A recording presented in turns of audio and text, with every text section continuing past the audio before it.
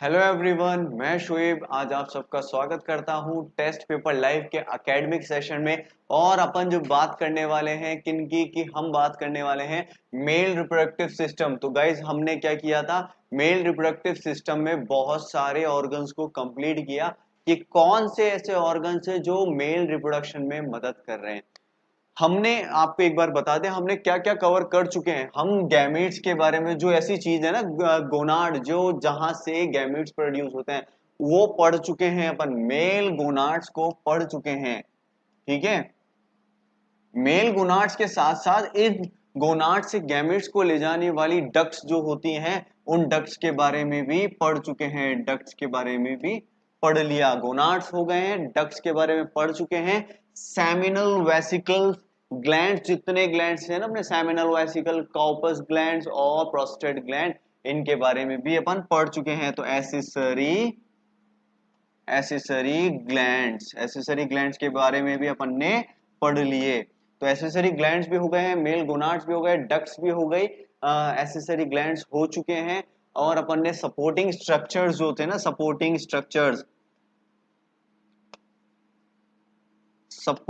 Structures इनके बारे में भी अपन पढ़ चुके हैं। सपोर्टिंग स्ट्रक्चर जैसे स्क्रोटम हो गया, स्क्रोटम हुआ, स्क्रोटम के साथ साथ पेनिस भी हो गया। तो ये अपन ने इनको भी पढ़ चुके हैं। तो ये सारी चीजें अपन ने पढ़ ली। अब गाइस अपन को एक मेन टॉपिक जो है ना, मेन टॉपिक क्या कि हमें एक टॉपिक को पढ़ना है जिसे कहा जाता है स्पर्म या सीमेन। अब सीमेन के बारे में आज बात करेंगे। आज की जो क्लास है पूरी सीमेन के ऊपर बेस है कि सीमेन होता क्या है, किस तरीके से स्पर्म ओवम के अंदर फर्टिलाइज होगा, स्पर्म के अंदर क्या क्या पाया जाएगा, स्ट्रक्चर क्या होगा स्पर्म का, ये सारी चीजों के ऊपर आज अपन बात करने वाले हैं। तो आप याद रखिएगा, सीमन जो होता है, सीमन क्या चीज है, सीमन कॉम्बिनेशन होता है स्पर्म का और ग्लैंड्स जो होते हैं, ग्लैंड्स के सीक्रेशन का। तो सीमन में क्या होगा, it contains sperm along with the accessory glands secretion। तो यहां क्या बताया गया, हमें दो चीज याद हो कि सर स्पर्म तो है ही, अपने स्पर्म तो देना ही है, स्पर्म का तो होगा, स्पर्म का कॉम्बिनेशन प्लस आपके सेमिनल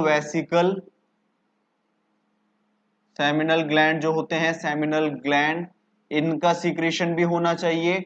साथ के साथ सेमिनल ग्लैंड के साथ साथ प्रोस्टेट ग्लैंड जो होते हैं, प्रोस्टेट का भी होना चाहिए। और प्रोस्टेट के साथ साथ क्या होना चाहिए, बल्बो यूरेथ्रल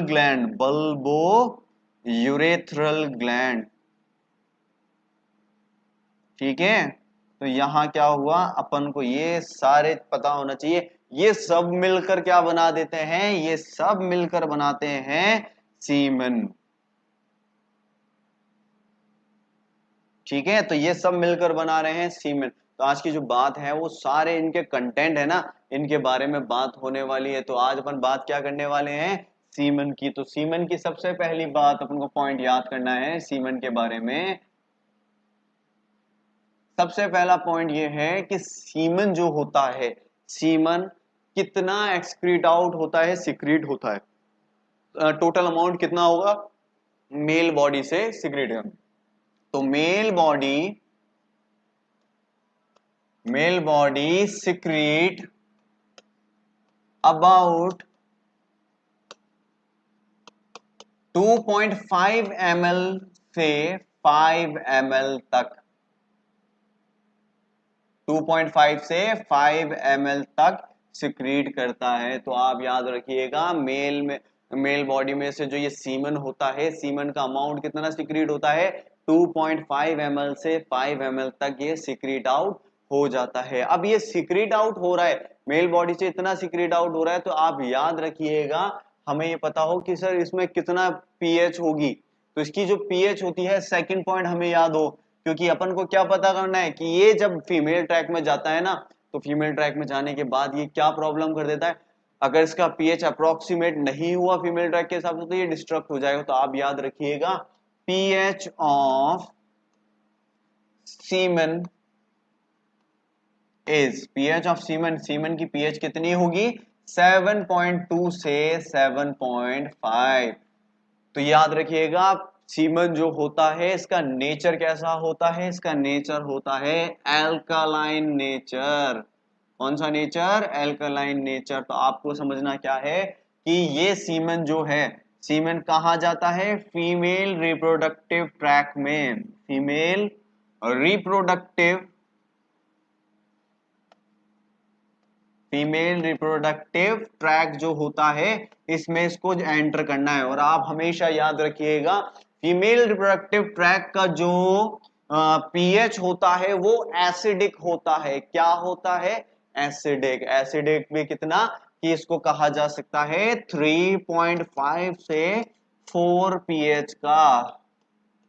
तो ये तो उसका पीएच है। और आपको याद होना चाहिए कि हमेशा सीमन में स्पर्म जो होते हैं, क्या चीज, स्पर्म, स्पर्म सरवाइव नहीं कर सकते पीएच 6 से नीचे, तो बिलो 6 पीएच में डाई हो जाते हैं, बिलो 6 पीएच में डाई हो जाते हैं। तो अब यहां क्या हुआ, यहां जो सीमन है ये सीमन क्या कर रहा है, इस सीमेन के अंदर के जो कंटेंट होते हैं, सेमिनल ग्लैंड्स हुए, प्रोस्टेट हुआ, बल्बो यूरिथ्रल हुआ, इन सबका नेचर जो होता है एल्कलाइन होता है। तो अब ये क्या करते हैं, ये सीमन जो होता है ना, ये फीमेल रिप्रोडक्टिव ट्रैक का अब जैसे ये एंटर होता है तो अब ये क्या करता है, female urinary track, female reproductive tract का पीएच को चेंज कर देता है। पीएच को कहां से चेंज करेगा, 3.4 जो इसका नॉर्मल पीएच है, 3.5 से 4 का पीएच,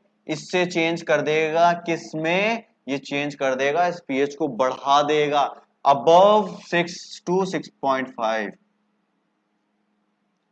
अबव 6 से 6.5 पीएच पे आगे पहुंचा देगा। तो यहां क्या हुआ, पीएच को बढ़ा दिया किसने, सीमन ने। तो सीमन का पीएच आपको याद रखना जरूरी है। पीएच होता है इसमें कितना एसिडिक है कितना बेसिक है गाइस। ये अपना इतना हुआ। इसके बाद अपन को एक चीज समझनी है, इस सीमन की जो होती है, सीमन की क्या होती है, सीमन की specific gravity, specific gravity of semen, ठीक है। तो सीमेन की स्पेसिफिक ग्रेविटी कितनी होती है, ये होती है लगभग 1.028, ठीक है। तो स्पेसिफिक ग्रेविटी कितनी होगी 1.028 इसकी स्पेसिफिक ग्रेविटी है। अब अपन को ये देखना है कि सीमन जो होता है ना, हमको ये देखना है कि जो सीमन होता है, सीमन के अंदर कितने अमाउंट में स्पर्म होते हैं, ठीक है। तो आप ये देखिएगा, हमने अप्रोक्सीमेट कितना बताया था सीमन का कंटेंट, 2.5 से 5 ml तक पर इजैकुलेशन, पर इजैकुलेशन, पर इजैकुलेशन में कितना कंटेंट आ रहा है, पर इजैकुलेशन में 2.5 से 5 ml। आप याद रखिएगा सीमन के अंदर स्पर्म कितना होगा, स्पर्म होते हैं 50 से 150 मिलियन स्पर्म्स, मिलियन स्पर्म्स, इतने स्पर्म्स होते हैं पर ml। कितने ml में, पर ml में इतने स्पर्म हो रहे हैं कि एक ml जो हुआ ना 50 से 150 ml तक, मिलियन तक स्पर्म होते हैं पर ml में। तो आप अंदाजा लगा सकते हैं कि 2.5 से 5 ml में कितने मिलियन स्पर्म्स हो गए, ठीक है। तो यहां अपन को ये पता हो कि 50 से 150 ml स्पर्म होने वाले हैं। तो गाइज अपन को एक और चीज याद रखनी है कि स्पर्म की जो क्वांटिटी होती है, क्या, स्पर्म की quantity, if sperm quantity, if sperm quantity decreases below,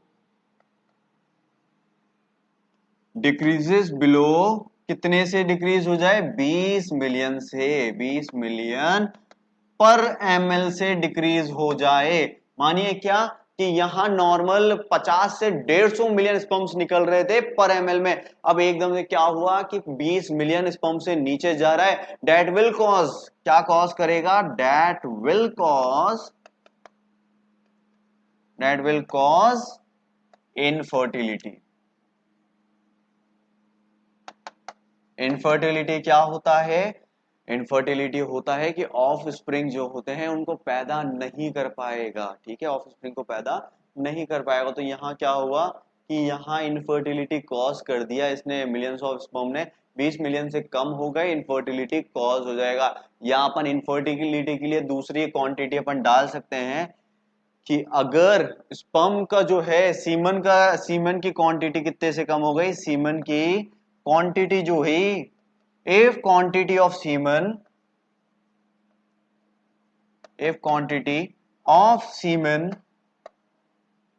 decreases below कितने से नीचे हो गए सीमन की क्वांटिटी, अगर वो डिक्रीज हो गई बिलो 2 ml, 2 ml से भी कम हो गई, तो इसको भी हम क्या बोल सकते हैं, इसको हम बोल सकते हैं इनफर्टिलिटी कॉज हो रहा है। इनफर्टिलिटी होता है ऑफस्प्रिंग पैदा नहीं कर सकता है। तो यहां याद रखिएगा आप लोग कि यहाँ क्या क्या याद रखना है कि हम बात जो कर रहे हैं सीमन की बात कर रहे हैं, इसकी जो बॉडी होती है मेल बॉडी से 2.5 से 5 ml तक सीमन निकलता है। पीएच जो होगी इसकी इसकी पीएच होगी 7.5 से 7.2 से 7.5, एल्कलाइन होता है जो कि साथ के साथ स्पेसिफिक ग्रेविटी इतनी होने वाली है, इजैकुलेशन में इतने ml निकलता है, तो एक स्पर्म्स कितने निकलेंगे पर इजैकुलेशन, 50 से 150 ml तक स्पर्म निकलेंगे। और ये स्पर्म है, इन स्पर्म की क्वांटिटी अगर 20 मिलियन से कम हो गई तो इनफर्टिलिटी कॉज कर देंगे। और सीमन क्या करेगा, अगर सीमन भी 2 ml से कम हो गया, ये भी इनफर्टिलिटी कॉज कर देगा। ठीक है, इनफर्टिलिटी कॉज कर देगा। अब अपन को गाइस हमको ये देखना है कि ये जो अपना सीमन होता है, सीमन है, ये सीमन के अंदर क्या मतलब किस तरीके से एनवायरनमेंट है, इसके अंदर स्पर्म किस तरीके से पाए जाएंगे। ठीक है, तो आपको क्या देखना है, सीमन के अंदर अपन को बात करनी है स्पर्म की। ठीक है, स्पर्म की बात करने वाले हैं। स्पर्म क्या होता है तो आप याद रखिएगा, मेल गैमेट जिसे कहते हैं, मेल गैमेट वो क्या होगा, मेल गैमेट क्या कि मेल, फीमेल में गैमेट अंडा कहते हैं, ओवम कहते हैं, मेल गैमेट में क्या होगा, इसको कहा जाएगा स्पर्म।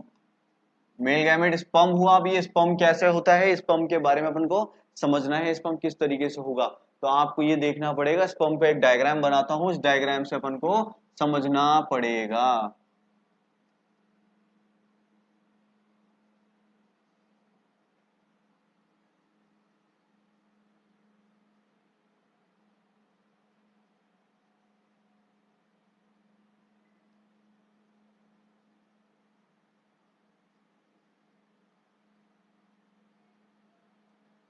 ठीक है गाइस, तो इस तरीके से अपन को स्पर्म को समझना है। स्पर्म जो है मेल गैमेट है, और इस मेल गैमेट के अंदर 3 पार्ट्स होते हैं। मेल गैमेट के अंदर 3 पार्ट्स होंगे इस स्पर्म के अंदर। पहला पार्ट तो कहलाएगा हेड, दूसरा पार्ट जो होता है, दूसरा पार्ट कहलाता है बॉडी। ठीक है, हेड हुआ, बॉडी हुई, और बॉडी के बाद जो आपको लास्ट पार्ट दिख रहा है ये वाला, इसको कहा जाता है टेल। ठीक है, हेड हुआ, बॉडी हुई और टेल हुई। तो हमें ये समझना है कि यहाँ क्या क्या चीज किस तरीके से पाया जा रहा है। यहाँ आपको इस तरीके से समझना है कि पहला लेते हैं अपन, हेड की बात करेंगे। किसकी बात करेंगे, हेड की बात करेंगे। तो आप ये समझिए, फर्स्ट पार्ट लिया हेड। हेड जो होता है, हेड किस तरीके से कुछ ट्रायंगुलर पैरामिड शेप बना रहा है। Head makes pyramid shape, pyramid shape.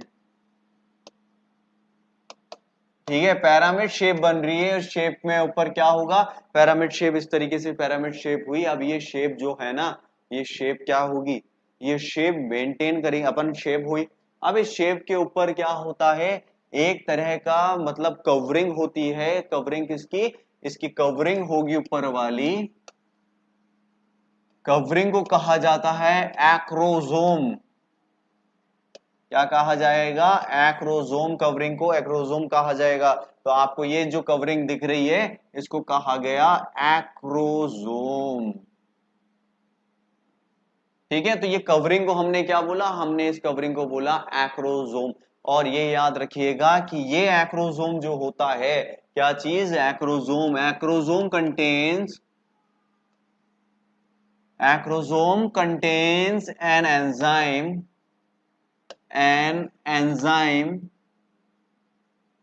that is, कौन सा enzyme? Acrosome contain an enzyme that is, कौन सा एंजाइम कंटेन करता है एक्रोजोम?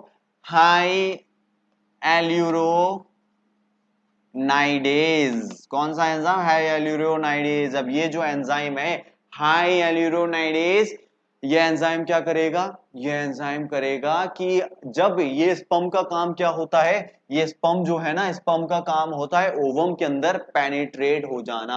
फीमेल का जो एग है ना उसके अंदर पेनिट्रेट हो जाना। तो यहां काम क्या हुआ?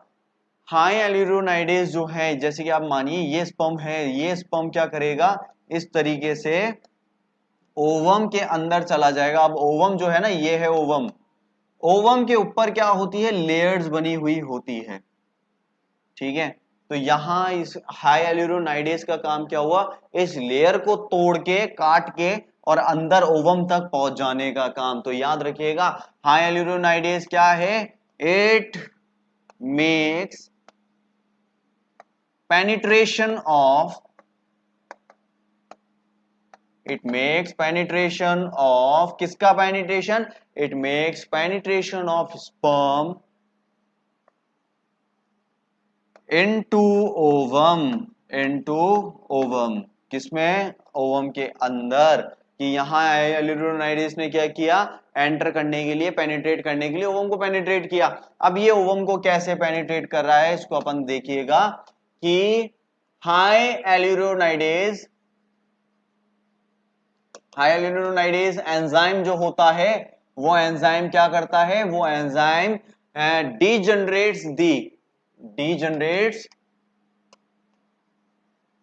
डीजनरेट्स the outer covering of ovum. Ovum की जो आउटर कवरिंग होती है, ओवम की आउटर कवरिंग आपको दिखा दूं कौन कौन सी कवरिंग होगी। आपका ये ओवम है, ये मानिए ओवम। ठीक है, इस ओवम के ऊपर दो लेयर्स होती है, एक लेयर ये और दूसरी लेयर होती है ये। ठीक है, तो आउटर तो जो होती है उसको कहा जाता है कोरोना रेडिएटा।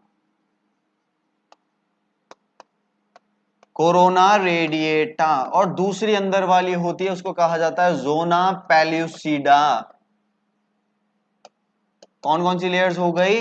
कोरोना रेडिएटा, जोना पेल्यूसिडा। ठीक है, तो ये जो लेयर्स है ना गाइस, ये लेयर्स को पेनिट्रेट करने का काम क्या कर रहा है? हाई एल्यूरोनाइडेज क्या करेगा? अब ये स्पर्म इस तरीके से आया, स्पर्म ने आने के बाद इन लेयर्स में से ये जो आउटर कवरिंग है ना, ये आउटर कवरिंग एक्रोजोम की हट जाएगी।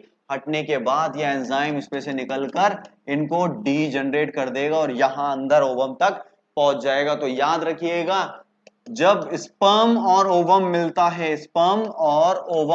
है तो क्या होता है? ये दोनों जो है ना, ये स्पर्म और ओवम, ये दोनों क्या हैं? हैप्लॉइड हैं। हैप्लॉइड मतलब कि 23 क्रोमोसोम इसके पास है, 23 क्रोमोसोम इसके पास है, तो टोटल कितने हुए? 46 क्रोमोसोम हो गए। तो हैप्लॉइड मतलब आधे क्रोमोसोम, हैप्लॉइड मतलब 23 क्रोमोसोम हुए। तो यहाँ पे भी ये भी हैप्लॉइड 23, ये भी 23, तो 23 मिलकर क्या बना दिया? 46। और जब ये 46 बन जाता है इन दोनों के मिलने से, तो उसको कहा जाता है जाइगोट। क्या कहा जाएगा? जाइगोट कहा जाएगा। तो आप याद रखिएगा स्पर्म और ओवम मिल रहे हैं ना, तो उसको जाइगोट कहा गया है। ये तो बात हुई किसकी? ये बात हुई अपने फर्स्ट लेयर की, एक्रोजोम जो होता है और हाइल्यूरोनाइडेज होता है। अब अपन को क्या देखना है? इस ही हेड के अंदर, जो ये हेड है स्पर्म का, ये हेड, यहां पर क्या होता है? इस हेड के अंदर पाया जाता है, जो ये हेड है इसके अंदर पाया जाता है क्या? इसके अंदर पाया जाता है न्यूक्लिक एसिड, डीएनए। क्या पाया जाता है गाइस? इसके अंदर पाया जाता है डीएनए, तो डीएनए इज प्रेजेंट इन किसके अंदर, हेड के अंदर। तो डीएनए जो प्रेजेंट है वो हेड के अंदर डीएनए प्रेजेंट है। तो ये हेड जब है ना ओवम के अंदर जाके बैठेगा तो ये क्या करेगा, डीएनए को और अब दूसरे डीएनए मिल जाएंगे। तो DNA is present in head, ठीक है, डीएनए हेड के अंदर प्रेजेंट है। यही क्या होता है, अब याद रखिएगा, डीएनए जो होता है ये क्रोमोसोम्स की फॉर्म में प्रेजेंट है। किसकी फॉर्म में है, क्रोमोसोम्स की फॉर्म में। तो अपन अगली जो क्लास है उसमें क्रोमोसोम्स के बारे में बताएंगे। अब यहाँ क्या हुआ, डीएनए हेड में प्रेजेंट था, यहाँ डीएनए जो प्रेजेंट है। अब डीएनए के बाद आपको ये देखना है सेकंड जो पार्ट है, क्या सेकंड पार्ट, ये वाला पार्ट जो हमने देखा था, इस पार्ट के बाद टेल आ गई थी। तो हमें ये देखना है कि सेकंड पार्ट और फर्स्ट पार्ट के बीच में एक छोटा सा एक स्ट्रक्चर होता है जिसे कहा जाता है, ये जो आपको स्ट्रक्चर दिख रहा है ना छोटा सा, इसको कहा जाता है नेक। क्या कहा जाएगा, इसको कहा जाएगा नेक बोला जाएगा। नेक होती है इन दोनों के बीच में, ठीक है। अब यहां अपन चालू करते हैं सेकंड पार्ट की। सेकंड पार्ट जो होता है middle part, middle part is known as, middle part is known as middle piece. क्या कहा जाएगा, मिडिल पीस।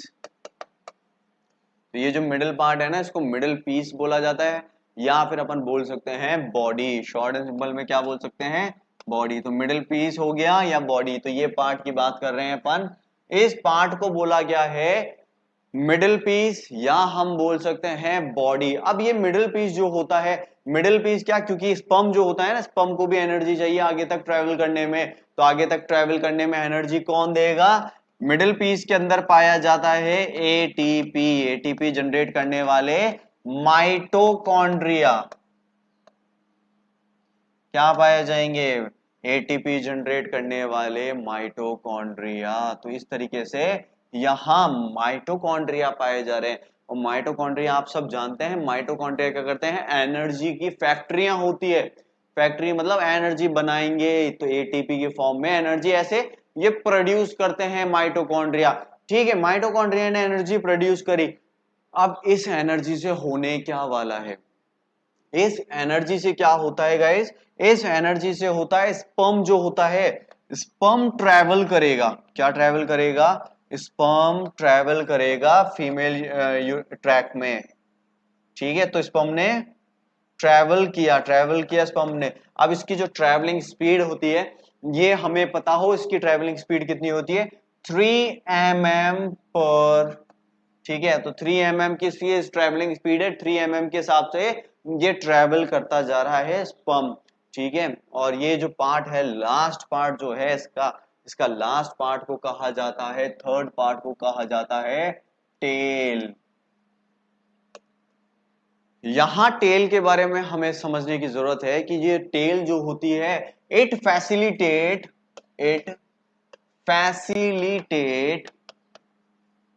क्या facilitate, it facilitate movement of the sperm. क्या मदद करता है, movement of the sperm, sperm के मूवमेंट में मदद करता है। तो आपको क्या समझना है कि स्पर्म का मूवमेंट टेल से हो रहा है, एनर्जी मिडिल पीस से मिल रही है, और आगे हेड क्या काम कर रहा है, वो आगे इस तरीके से जाके पेनिट्रेशन का काम कर रहा है, ठीक है गाइस। तो ये तो हुआ बेसिक स्पर्म और सीमेन और स्पर्म का क्या क्या कैरेक्टरिस्टिक होता है। अब आगे जो नेक्स्ट क्लास होगी उसके अंदर अपन को क्या पढ़ना है कि स्पर्म के अंदर क्रोमोसोम्स कौन से होंगे, कितना क्वांटिटी होगा इन क्रोमोसोम्स का, क्या जीन्स होंगे, ये क्रोमोसोम एक दूसरे से मिलेंगे तो कैसा रिएक्शन करेंगे, स्पर्म की क्वांटिटी में अलग आ गया तो उनकी वेरियस टर्म्स क्या होंगी, इन सब के बारे में अपन नेक्स्ट क्लास में बात करने वाले हैं। तो मिलते हैं नेक्स्ट क्लास में, थैंक यू सो मच।